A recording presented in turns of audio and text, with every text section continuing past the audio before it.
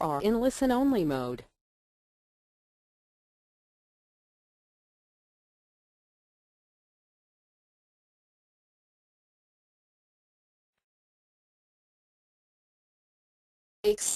In estate planning.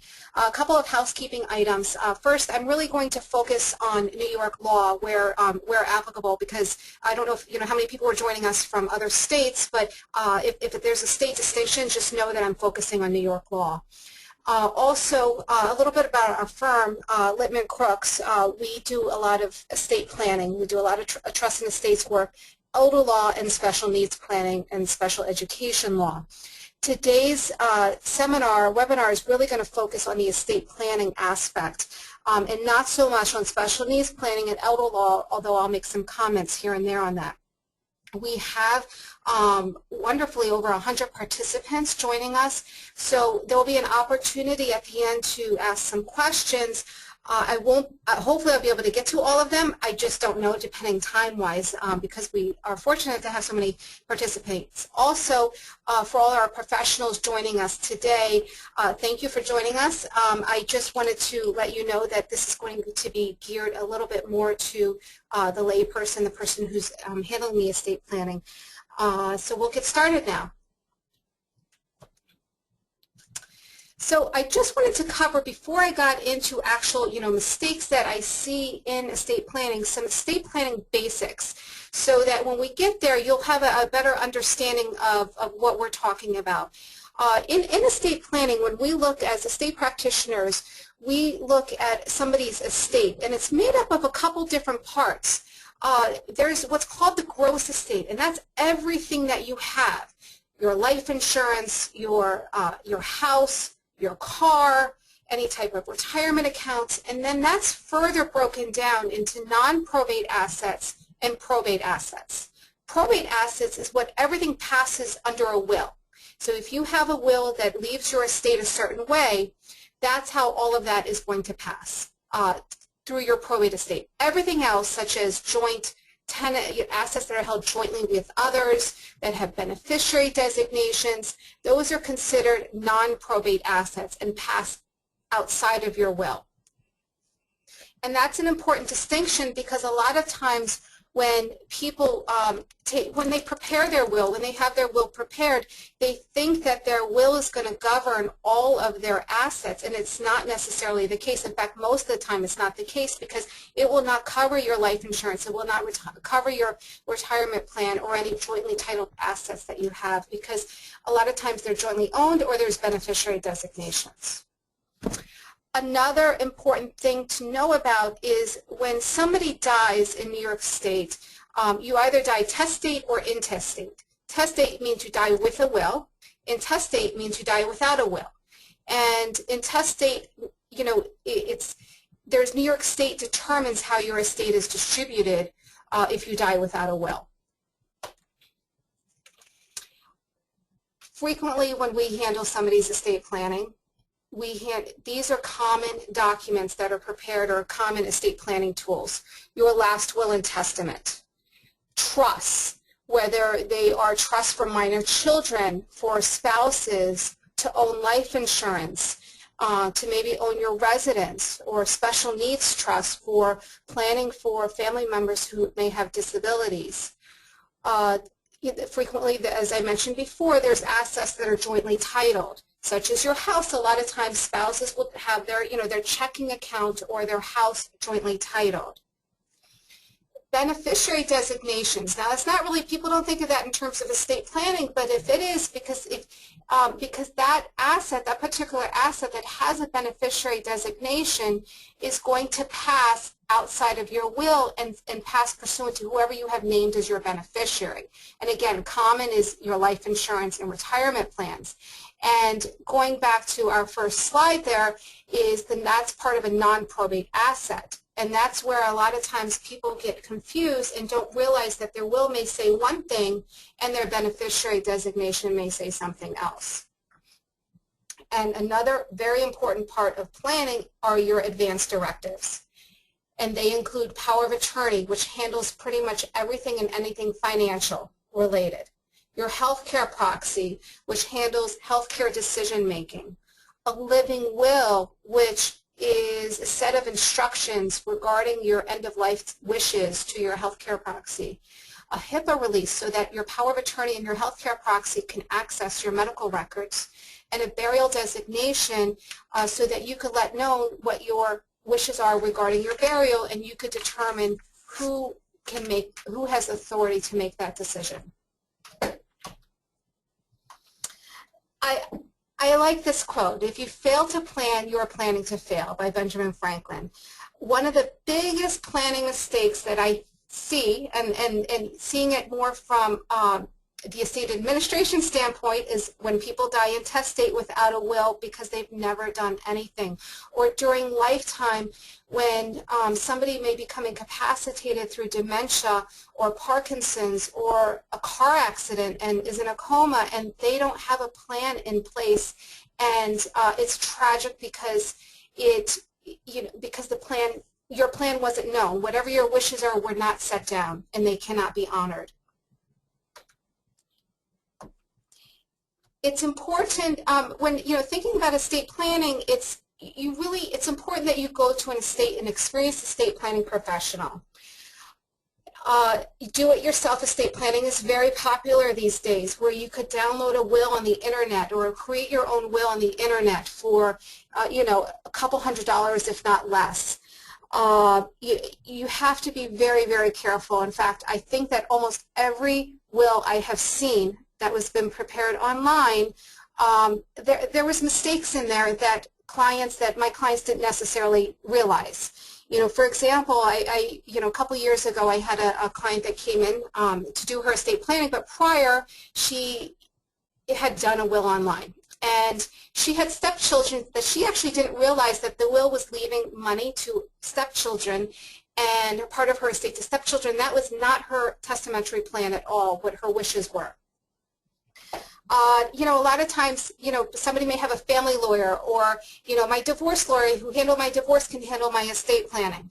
It takes a certain level of expertise to do any type of, legal work. I want, handle divorces, and you have to be careful if certain attorneys handle, other, estate planning things. Another example, and I could give little examples for all of these here, is I currently have this matter in court where it actually was a divorce lawyer who prepared somebody's will. And the will was actually prepared quite well, except the person had a child who had disabilities. And so the lawyer included a special needs trust for the child. However, it wasn't the right special needs trust. And Medicaid now all of a sudden has an interest in this trust, and because they're given certain rights under the trust when it wasn't required by law, because it takes a level of sophistication and understanding special needs planning, and that probably wasn't. It was probably something that an estate planning professional should have handled. Now we're in court trying to fix this problem, and it's costing a lot of money for the trust, for the beneficiary. It's coming out of his trust. Poorly drafted documents can dispose of property in a manner unintended by a client. A common situation is in second marriages. If the estate plan is not updated, it's possible when, let's say, the husband, remarries, and the husband dies and has children from his first marriage, and his will leaves everything to his second wife but doesn't consider anything for his children, although that may have been what he intended, was to provide for his children from the first marriage. That happens frequently if the proper estate plan is not set up. A lot of times people don't want to go to an experienced estate planning professional because of cost concerns, because lawyers cost too much. I could, do it myself. I could download the form online. I could go to my next door neighbor lawyer. And frequently, not all the time, but frequently, it's going to end up, if things weren't done properly, if the documents weren't drafted properly, it's going to end up costing a lot more than what would have been charged initially to put in place a proper estate plan by an experienced estate planning professional. Another important thing is the proper execution of documents. New York State has very specific guidelines for a witness ceremony for a last will and testament and execution of the document. And there's certain procedures that need to be met when executing a will. Also, estate planning professionals will know about changes in the law when we've had significant tax changes, or if it's dealing again with special needs planning, with different changes with Social Security laws and Medicaid laws.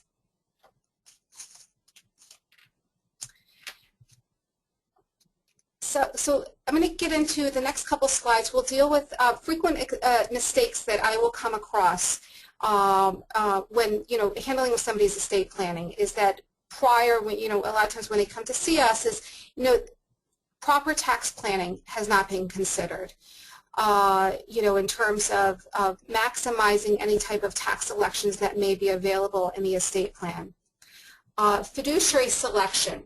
It's important to really consider, who you're naming as the fiduciaries. And who are your fiduciaries? Your executor. Your executor's job is to, and their role is to probate your will when you die, and they become officially appointed by the court. They're responsible for collecting all the assets in your estate, paying off all the debts, and then distributing the remaining assets in accordance with your wishes, in accordance with your will. And their job generally lasts about 7 months to a year, sometimes longer if the estate is more complex. A trustee, there is many different forms of trustee or different roles for trustees. Some trustees are involved during your lifetime, if you have an insurance trust, or if you're a beneficiary of a trust. And then through your estate plan, if you set up certain trusts for your children or for your spouse, the trustee is responsible for administering the trust for the benefit of the beneficiary, abiding by the trust terms, and making sure assets are invested prudently. Filing tax returns. In the case of special needs beneficiaries that have special needs, you need to make sure that their benefits are being maximized, or any distributions that are being made is not going to disqualify the beneficiary from benefits. It's a big responsibility, and it's something that people need to consider very carefully when choosing these roles for people.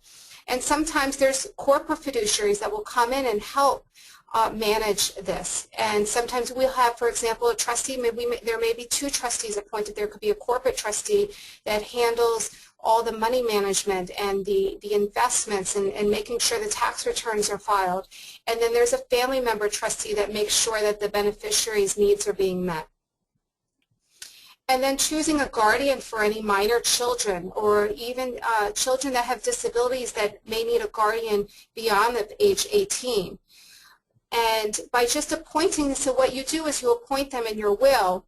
They don't automatically get appointed. You have to go through a court proceeding to actually solidify their appointment by the court and get the court's blessing on it. But it's important that all of these fiduciaries are carefully thought out. There's going to be in your estate a lot of interplay with the executor and the trustee and the guardian, and they'll be working together frequently. Sometimes and frequently they're the same person, and sometimes they're not. And that's something that needs to be carefully considered, whether it's appropriate to have the same person act in all 3 roles, or maybe you want to have different people in different roles. And that's something that just needs to, and there's no right or wrong answer, it's just something that needs to be carefully considered. Other fiduciaries that you may not, is your power of attorney, the person who's going to handle your affairs, really in the event of any type of incapacity, if you become incapacitated, handle all finances. It has to be somebody that is, very extremely trustworthy. They have responsibilities and cannot misuse your power of attorney for their benefit or for other people's benefit. Healthcare proxy. It's very important when choosing a healthcare proxy that you designate somebody who is going to honor what your healthcare wishes are.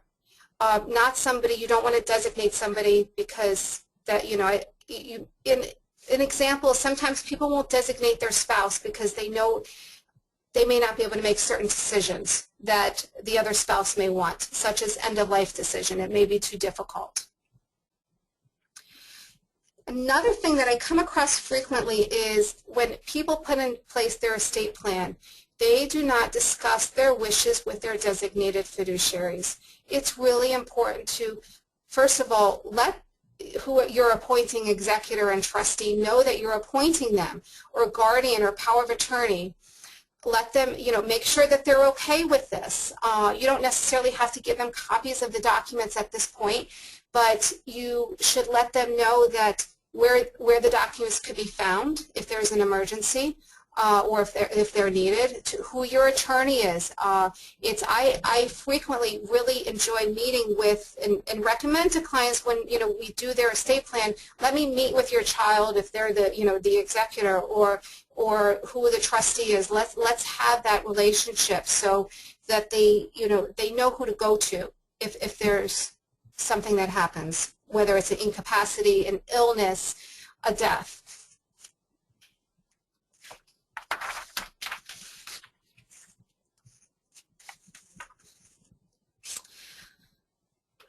Very common in our practice here at Littman Krooks, we find that clients come to us, new clients will come to us in crisis mode, that they did not plan for any type of incapacity. And now a loved one has had a stroke or has been diagnosed with Parkinson's or Alzheimer's. And our options are, we still have some great planning options, but they're more limited than if we were able to put a plan in place before the emergency. So it's always important to think about, and this is a couple points down, but what if scenarios or the future, or, don't delay in taking care of your planning or updating it, or because you never know when an emergency is going to happen. Failure to consider disabilities. A few times a year, at minimum, I come across, clients or just speaking to people saying that, a very common is, well, I'm leaving my estate to my child who doesn't have a disability because they will take care of my other child who has a disability. And things happen. You cannot guarantee that that child with a disability is going to be taken care of. We have some wonderful planning opportunities in special needs trusts, guardianships, that could care for the child or the beneficiary or a loved one or other family member, friend with a disability without disinheriting them. And because if you disinherit them, then there's no guarantee whatsoever that their needs are going to be met. And I mentioned before, not preparing for what-if scenarios. I frequently joke when I meet with clients, I always give them worst-case scenario. Well, what if this? What if, what if all of you passed away? Or what if, and I try to go down generational, or, get into even further planning is, generational, and what would happen if, are you charitably motivated? Are you, do you have other family members? Because if you don't provide for what if, even for who you want to inherit your estate, New York State's going to decide. And if you don't prepare for, a backup executor or a backup trustee, because, or at least, one or two, well, what if the person that you named can't act? Then you have no control over who's going to be appointed in that role. And it may be the last person on earth that you want to have acted. Failure to properly title assets and update beneficiary designations. This is critical when we're doing an estate plan. It's one thing, and even I'll combine the next one, the failure to fund trust. When we prepare somebody's will or somebody's trust, that it's not sufficient. It's a matter of making sure that all the assets are properly titled and that they're going to fund the way that it needs to be funded. Beneficiary designations, if we created a trust for a child, or for another family member, well, now maybe we want that life insurance to pass to a trust and not outright to the individual. And so it's critical that as part of estate plan, it's not just, oh, I have my will, but it's looking at everything as a whole, making sure assets are properly titled. If you prepare a revocable living trust, are the assets, titled in the name of the trust? Because it's one thing to create a trust, but if you don't fund it, then it means nothing. All the planning, the money spent on the trust and putting the plan in place means nothing if there's no plan to fund the actual trust.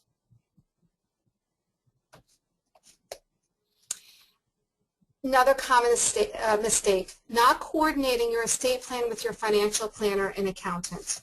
It's critical that a collaborative approach is taken in estate planning.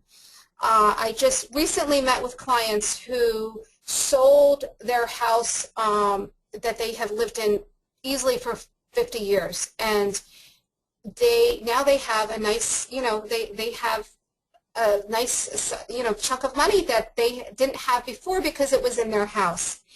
And they did the right thing, and they called me because, as you'll see later on, when should you review your estate plan, which I'll get to later, but they picked up the phone and they said, Amy, we sold our house, what do we do? And now we're putting into place, okay, you need to talk to your accountant because there's actually some capital gains considerations that we want to see how we can minimize. We, talk to the financial planner because now they have a significant amount of money that they didn't have otherwise that should be invested properly. And it's really important to just coordinate all of this entire plan.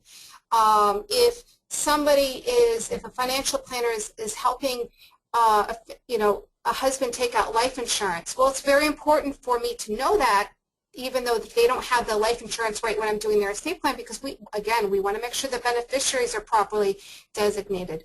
Do we or do we not want to consider a trust for that life insurance? So it's always important that the estate planning attorney, the financial planner, and the accountant know each other, and everything is being coordinated, and there's no contradicting planning there. Another mistake is not reviewing your estate planning documents on a regular basis. It's really important that whenever there's any major life changes, which I'll get to in a slide or two, to review your estate plan. I'm probating a will now that was created in 1970, and there's some issues with it. They have everything. That will passes to a trust.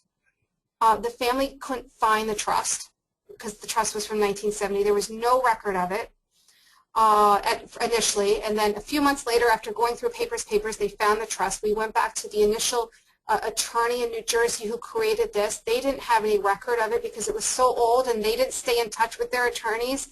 And then, so we found the trust, but now the bank no longer, the trustee is a bank. They no longer exist.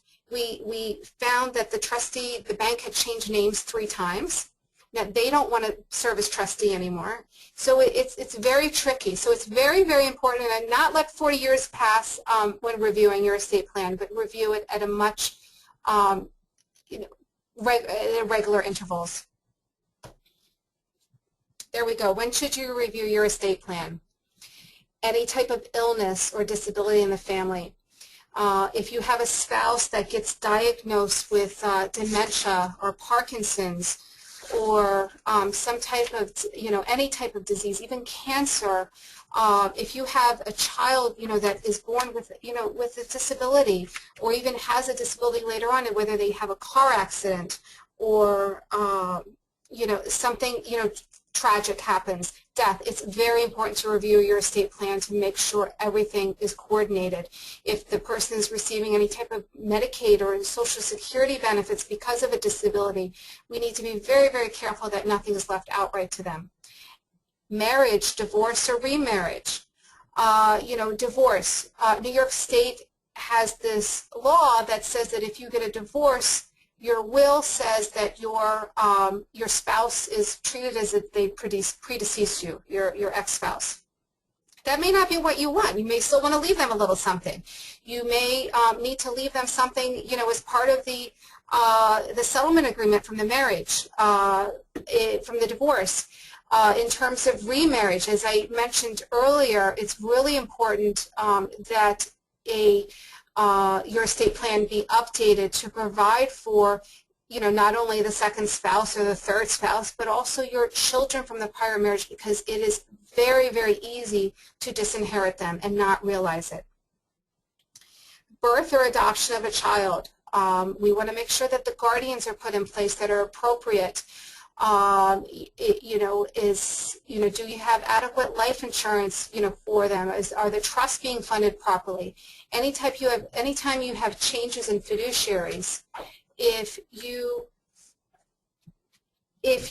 have a fiduciary that passes away or dies, if your spouse, for example, if your spouse dies and they're named your executor and your power of attorney and your healthcare proxy, and maybe you named a successor to them, but now you only have one other person, that you should really update, make sure you have another backup. Are they contemporaries in terms of age? That are you in your 70s or 80s, and you want to think about a next generation down that will be able to assist you in case your fiduciaries, predecease you.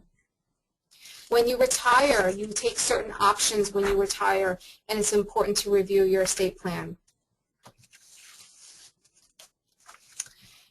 Changes in the distribution of your assets.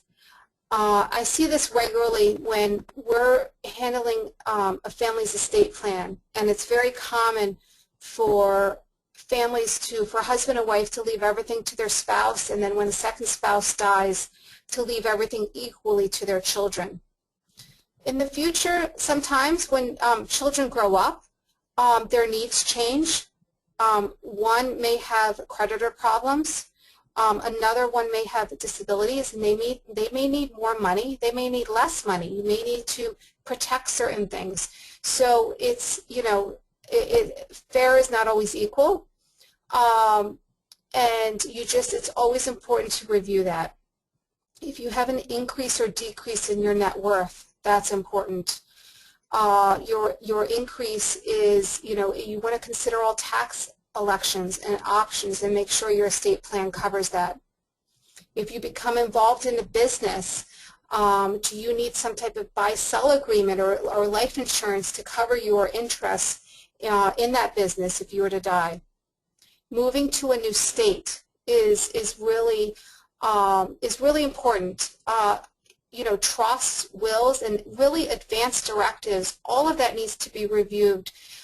Advanced directives, particularly power of attorney, healthcare proxy, a lot of times they're very state specific.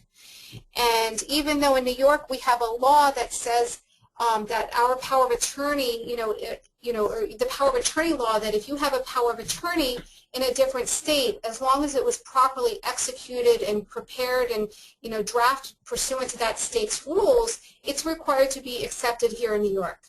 Well, talk to a bank about that, because it's very difficult at times to get that power of attorney accepted by a local bank. So it's really important to we don't have to revoke that other power of attorney, but sometimes have state-specific forms, because it'll just make your fiduciaries your agents work much more easier. One thing I don't have on these slides is if you purchase property in another state. If you have, let's say New York City is your primary residence, but you have a vacation home in Vermont or Pennsylvania, talk to your attorney, because it's likely they may recommend that you put that into some type of trust. When you die, you have to probate your will if you have assets in your name, and it just a lot of times saves costs. And you don't, from going from one, you have to probate in the state that you live in and the state where you have other assets. Name change. If you get married, if you retitle, if you change your name, review, make sure that your estate planning documents cover that.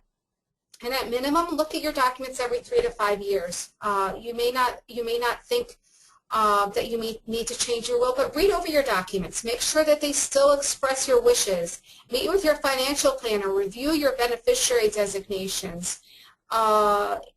make sure you have adequate insurance coverage. It's really, really important that all of that is coordinated and reviewed at minimum 3 to 5 years. Just some action items. It's important that you develop a relationship with an experienced estate planning attorney. And somebody that knows estate planning law, that knows the tax law, the trust law, and meet with them, on a regular basis. Meet with your attorney, develop a relationship. They'll know that if you experience a change in your life, the attorney will automatically know, oh, Jane, it's really important that we sit down and go over this, because X, Y, and Z changed, or there's a law that changed that's going to affect your estate plan. And stay educated. It's really important, such as, joining my webinar today. Stay educated. It'll help you learn things, and go from there. I'm done. If anybody has any questions, thank you for listening. I do have a couple questions here.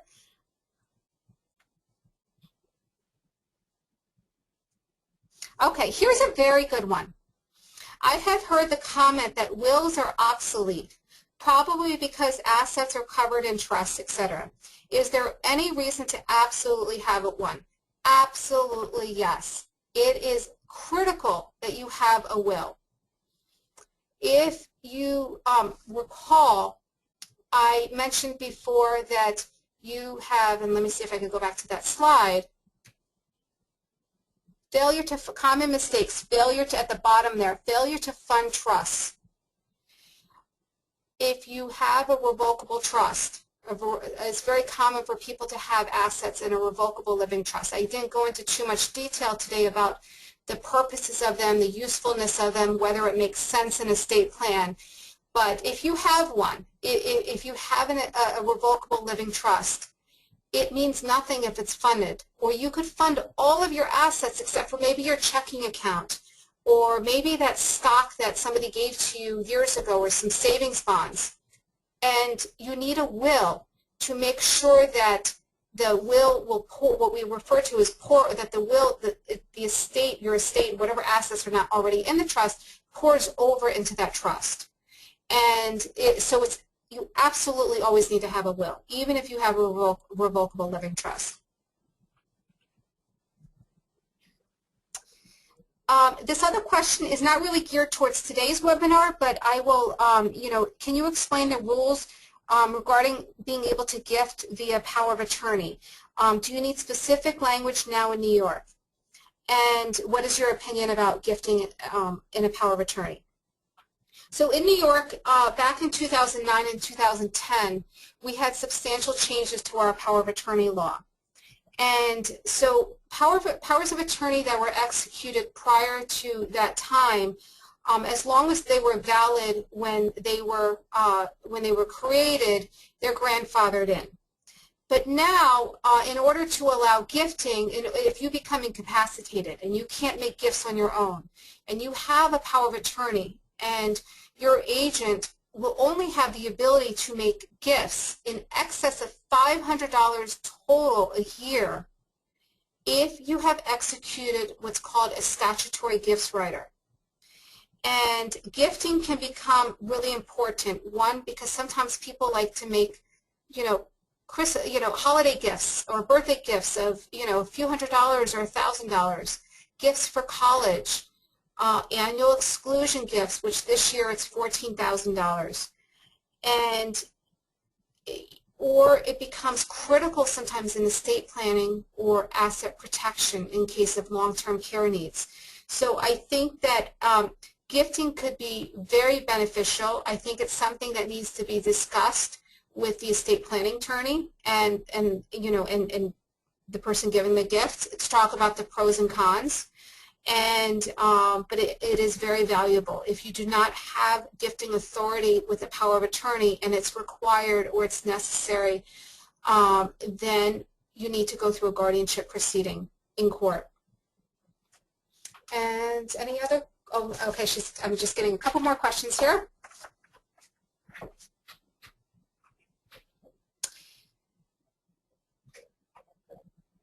Okay, you mentioned updating your estate plan when you retire because you have options. Can you expand on this more? So when you retire, it's important to sit down with your estate planning attorney.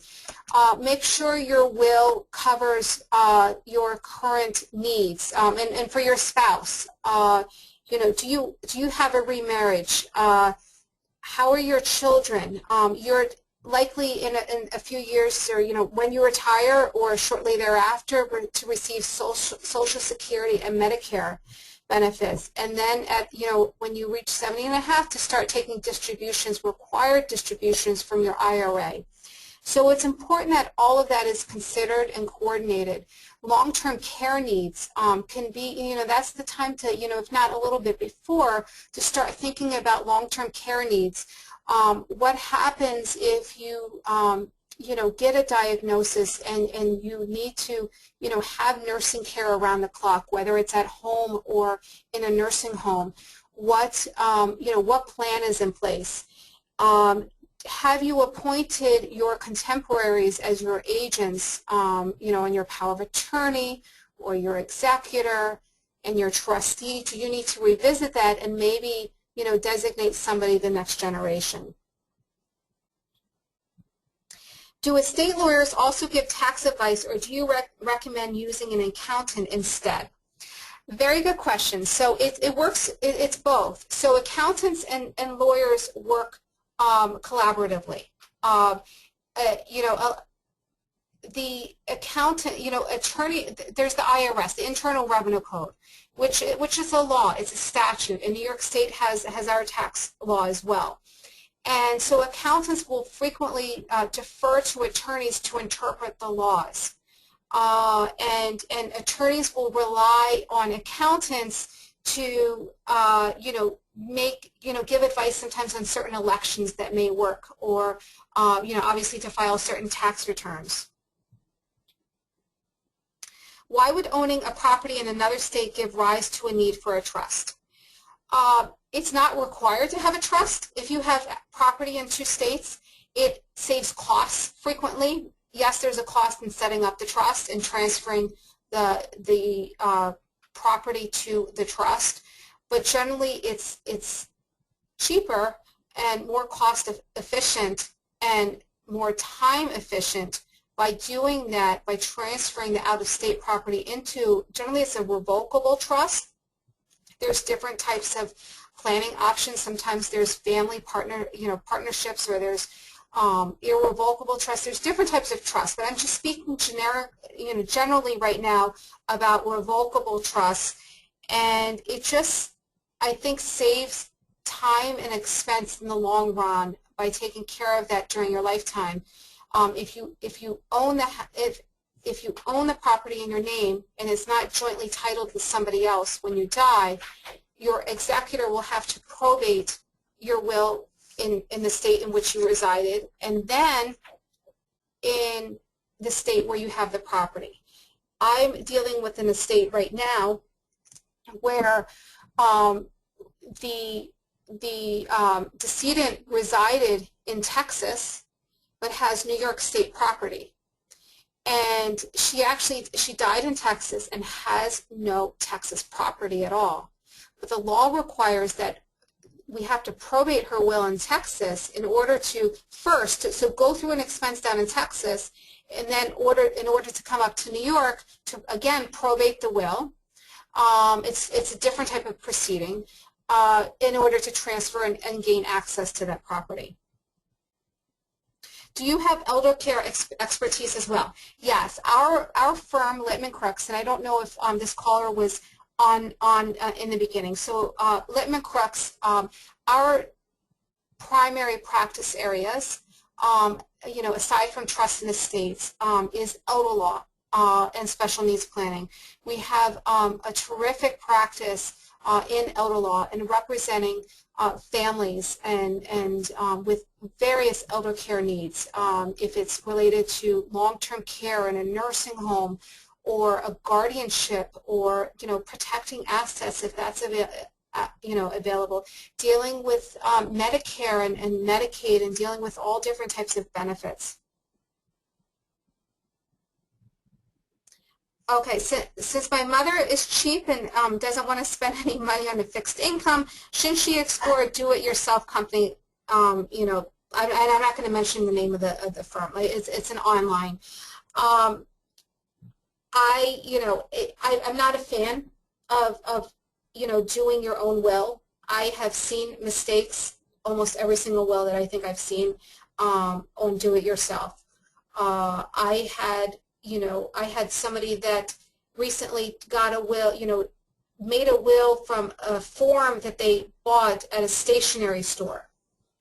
And he died shortly thereafter.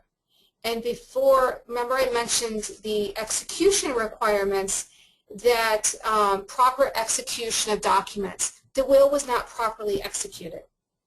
And we spent time, I'd say at least 4 to 6 months. First, we had to locate those witnesses to the execution, and they were people in the stationery store were the witnesses to the will. The court required us to locate them, which cost time and money. And then we had to go through. They had to sign affidavits,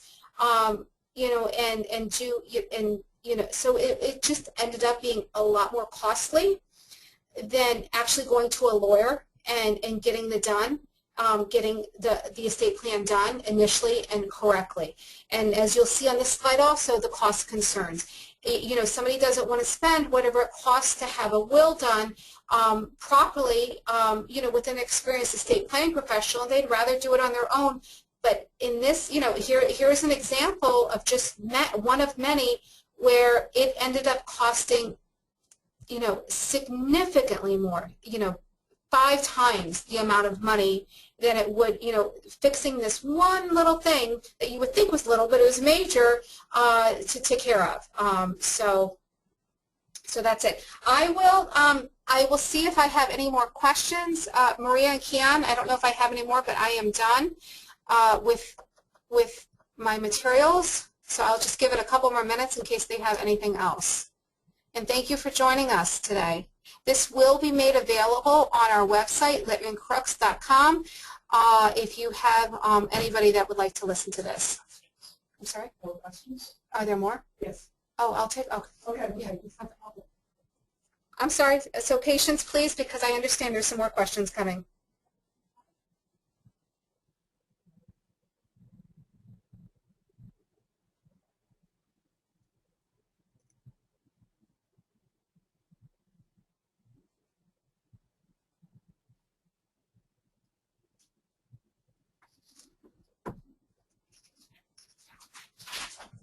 Okay.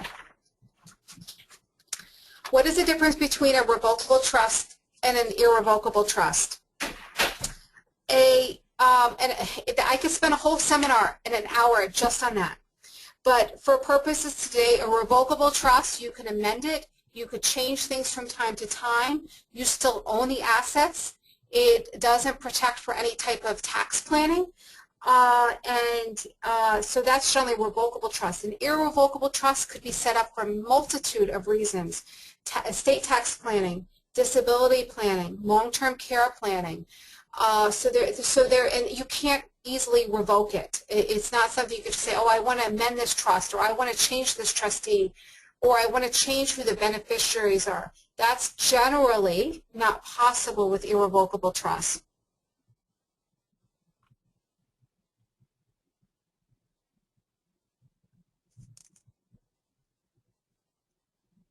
I'm just reviewing to see what else.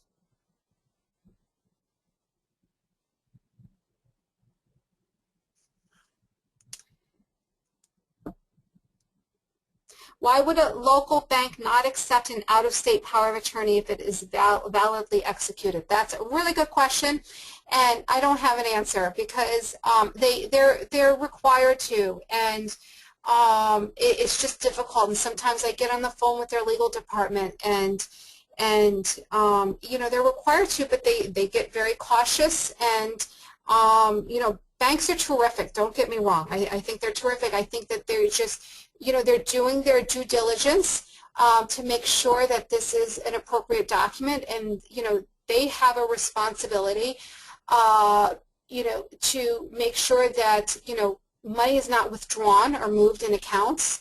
That's not appropriate, and I think that that's really where it comes from, is that they're just being very cautious and protective of the account owner. Can you place your assets in a trust so that your children can inherit instead of being spent down prior to Medicare or Medicaid kicking in? And Medicare doesn't, Medicare doesn't come into it.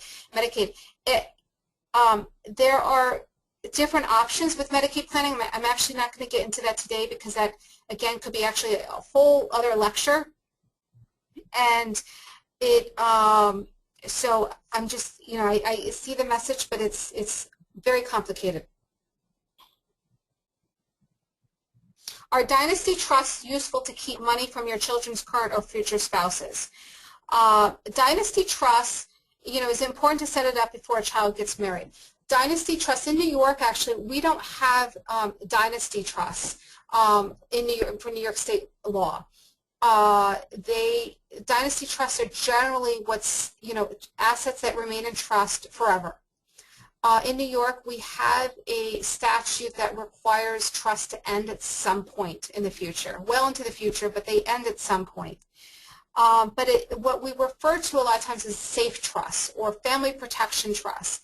And it is very important to consider in estate planning whether that's appropriate, because it really is helpful at times, not only dealing with spousal issues for your children, possible marriage issues, because that way the assets can't be commingled with the child's spouse.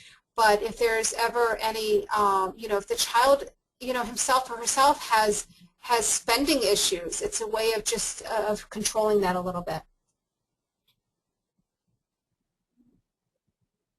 Does our law firm, review tax issues related to trusts? Yes, we do.